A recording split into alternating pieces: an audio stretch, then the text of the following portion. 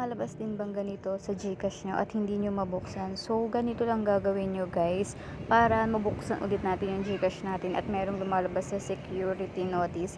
Pupunta ka lang dyan dito sa settings, i-click mo lang yan at madadirect ka dito sa ating pinaka accessibility.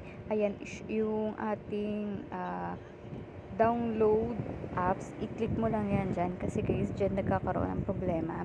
I-click mo lang yan and then lalabas yung di-download natin na apps kung bakit hindi tayo makapag-open ng GCash. I-tap mo lang yan, tapos guys ang gagawin mo lang, i-off mo lang yung one tap cleaner. Ayan, stop lang natin yan.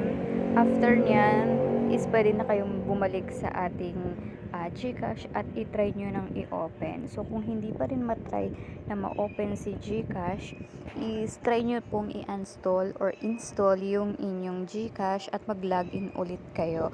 Minsan guys, dahil ganyan is meron naka-open na ibang application na nagra-run, kaya hindi po natin na-open yung GCash natin. So, ganyan lang yung gagawin nyo. At meron pang isang paraan para ma-open din natin yung ganyang mga notice sa GCash is pwede kayong i-off nyo yung developer option. So, pag in-off nyo po yun guys is ma-open nyo na rin yung GCash nyo. So, sa akin guys, na-open ko na yan guys. At yun lang yung ginawa ko kasi nag-download ako ng cleaner at naka-open siya sa